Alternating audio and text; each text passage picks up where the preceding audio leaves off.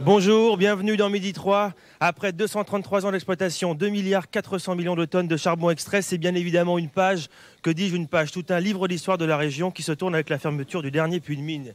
Il était donc tout à fait normal que FR3 soit présent ce midi pour vous faire assister à la dernière remontée de la fosse neuve de Wany. Et pour dire à tous ceux qui ont participé à cette aventure du charbon que, bien évidemment, personne ne les oublie. Nous recevrons Jean-Claude Darnal, auteur-compositeur originaire de Douai. Nous recevrons Désiré Lefay, un mineur qui remontera de la fosse neuve pour la dernière fois, et Alain Villain, s'il arrive, parce qu'il n'est pas encore parmi nous, mais ça ne devrait pas tarder, qui se préoccupe, lui, de l'avenir du paysage minier et de son intérêt écologique. Vous aurez également rendez-vous avec Jeux de loi et Joyeuses plaques, les rubriques que vous connaissez et qui sont quotidiennes dans Midi 3. Les paysages miniers, les terrils font depuis toujours partie de notre horizon, à nous, gens du Nord. Parfois décriés, ils n'en sont pas moins, d'une part, des témoins de l'histoire de notre région, et d'autre part des sites naturels à préserver. Voici un reportage d'archives réalisé par Alain Herr et commenté par Christine Verlinde.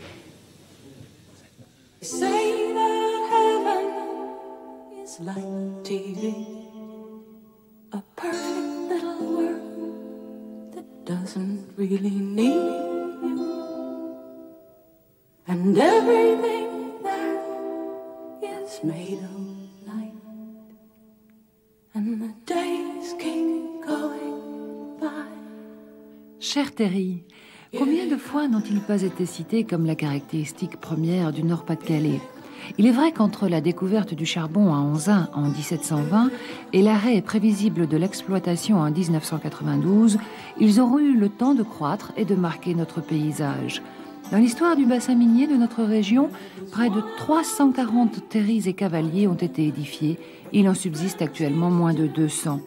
Il a fallu d'ailleurs toute la détermination de Jean-François Caron, un amoureux des oiseaux, pour que naisse la chaîne des terris, aujourd'hui largement soutenue par les décideurs politiques et économiques et suivie avec attention par les botanistes et chercheurs en tout genre. Il existe dans le bassin minier Nord-Pas-de-Calais à peu près 200 terrils. Sur ces 200 terrils, il y en a un certain nombre qui, je l'espère, vont encore continuer à marquer le paysage. La mission de notre association, c'est comment faire en sorte que l'on puisse valoriser au mieux ces terrils pour qu'ils participent à une image positive de la région.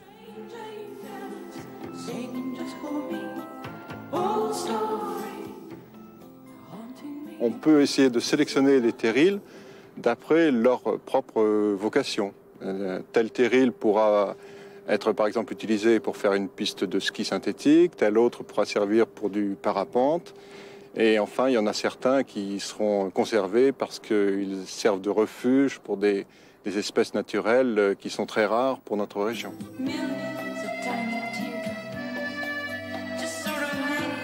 Le chouchou des naturalistes, c'est le Pinchonval, à 2 km à vol d'oiseau du centre de Liévin. La chaîne des terris y emmène de nombreux groupes de visiteurs, jeunes et moins jeunes, pour y faire de passionnantes découvertes. Une façon d'avoir une meilleure perception et un meilleur vécu de notre cadre de vie. Nous, naturalistes, on vient observer les oiseaux, la flore, la faune sur ce terri.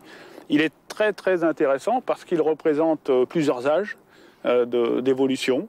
On y trouve donc tous les stades, depuis le stade pionnier de la végétation, toute simple, jusqu'au stade forestier, qui est très ancien déjà, et ce qui fait que tout le monde y trouve son bonheur. Au cours d'une sortie de 3 heures, on peut découvrir des plantes qui n'ont plus rien à voir avec la région parce qu'elles ont disparu. On peut trouver des plantes d'origine méditerranéenne parce que les conditions qu'on trouve ici leur plaisent, et donc elles se sont installées. Oui. Et on peut trouver par là même des oiseaux et des papillons qu'on ne trouve plus dans la région, dans les environs. Le charbon n'est pas une spécialité française.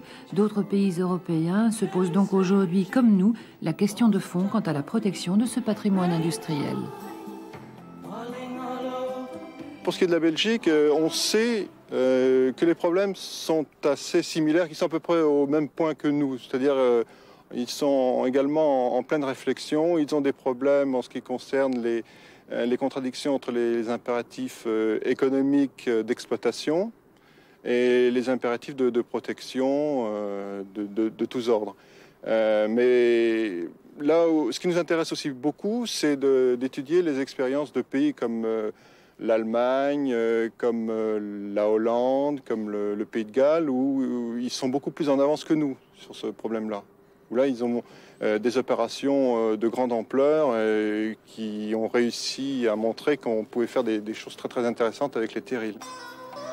Pour cette année, la chaîne des Terris ne manque pas de projets. Un colloque international à l'automne, une vidéo de présentation tout public, un concours photo avec pour but, le croiriez-vous, la découverte et la promotion des Terris.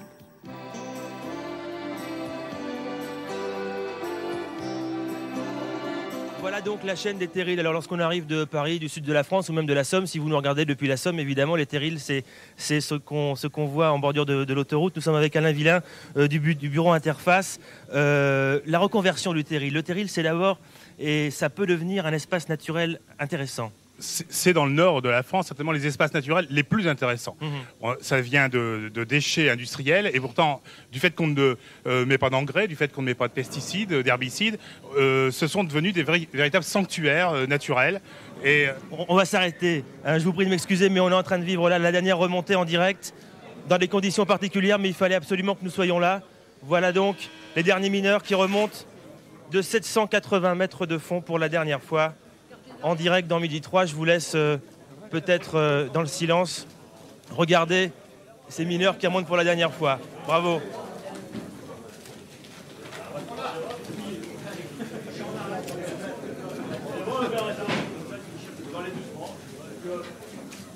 Bonjour messieurs.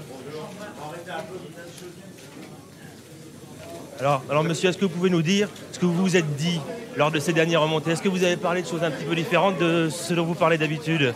On s'est dit que c'est la fin. Oui. On est remonté, c'est la fin, c'est la dernière gaillette. Est-ce que vous pouvez nous faire partager un petit peu vos émotions là? Qu'est-ce qui se passe dans votre tête à ce moment-là? On a un peu... De la tristesse, de l'inquiétude Il y a un peu de tristesse parce qu'on quitte tout... Tout est arrêté, quoi. On quitte tous nos camarades, tout ça. Ça fait 10-15 ans qu'on travaille ensemble. Ouais. Et c'est certain qu'on est triste. Alors la suite, ça va être quoi? Pour moi, je vais être en retraite anticipée. Oui. Mais il y a des copains qui ont fini en retraite. Et puis, tout le monde est un peu prépassé, quoi. Alors la fameuse solidarité légendaire dont on parle depuis très longtemps à propos des mineurs, est-ce qu'elle va, à votre avis, se perpétuer lorsque tout ça va s'arrêter? Vous allez vous revoir souvent? C'est pas, parce que il y a des gens qui sont un petit peu de tout partout. Hein. Il y a des gens de Valenciennes, de Boé, de Béthune. On se reverra peut-être un jour, mais il n'y aura plus cette solidarité qu'il y avait au fond. Hein. Et votre famille, elle réagit comment? Ma famille... Elle est un peu soulagée. Et, ouais. On a fini, c'est bien. Hein. Okay.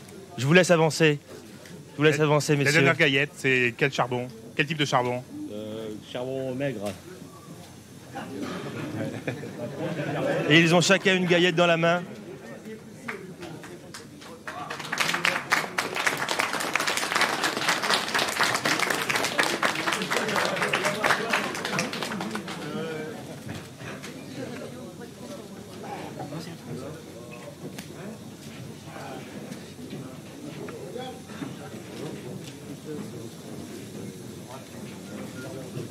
Les mineurs étaient 625 au mois d'octobre 90. Voici les derniers mineurs qui descendent l'escalier.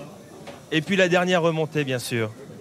Je peux peut-être vous demander votre réaction comme ça, très à chaud, Alain Villain. Une émotion.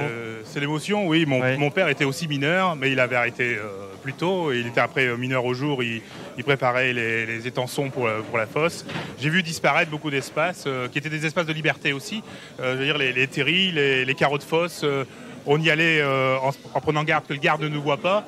Mais on avait de grands espaces de liberté dans le bassin minier. Il y a toute une culture là, qui malheureusement risque de disparaître. Je pense que notre travail maintenant, ça va être de conserver ce qu'il y avait de plus intéressant. D'oublier un peu le travail excessivement pénible, fastidieux, dans des conditions très difficiles, et de bâtir sur les restes un Nord qui sera très accueillant. Et puis c'est très symbolique aussi parce qu'on assiste à la dernière remontée de la fosse Neuve. On a assisté il y a quelques semaines à la rencontre entre Anglais et Français sous la mer, donc c'était également un puits à sa façon. C'est le passé, l'histoire du Nord qui jouxte l'avenir de la région Nord peut-être en partie. Mais la région Nord-Pas-de-Calais et la pérennité économique, elle peut aussi passer, on va revenir au terril un petit peu, oui, par une exploitation. de ces terrils, oui ou non? Bien sûr, il reste du charbon, il reste beaucoup de charbon dans certains terris. Donc c'est vrai que c'est intéressant de les exploiter. Et d'ailleurs, ces derniers temps, on exploitait plus de charbon venant des terris que du fond, il faut le dire. Ouais. C'est comme ça depuis plus de 5 ans. Ouais. Et puis bien sûr, ça peut être de super matériaux. Il faut savoir faire la part. En fait, il y a des terris qu'il faut garder comme espace naturel, d'autres qu'on peut utiliser pour des activités économiques et d'autres aussi pour des activités pour sortir des granulats ou sortir encore du charbon. Il y a alors un partage en fait à faire. Mais je pense qu'il doit pouvoir se faire des collaborations fructueuses. Alors la conséquence de l'arrêt de l'exploitation du charbon dans la région, c'est la remontée des eaux. Qu'est-ce que ça peut apporter? Il va y avoir beaucoup de conséquences. Hein. Oui. Déjà, certaines régions du bassin minier étaient, avant l'exploitation du charbon, des zones marécageuses qui ont été plus ou moins remblayées et aussi sur lesquelles on a fait des pompages. On a fait aussi des pompages, bien sûr, pour dénoyer les mines.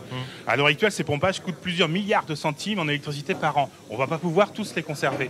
Donc, il y a déjà des simulations qui sont faites. Il y a des zones ici, dans la région de Douai. Si on arrêtait tous les pompages, on pourrait avoir de 2 mètres à 6 mètres d'eau. Donc on pourrait tout noyer.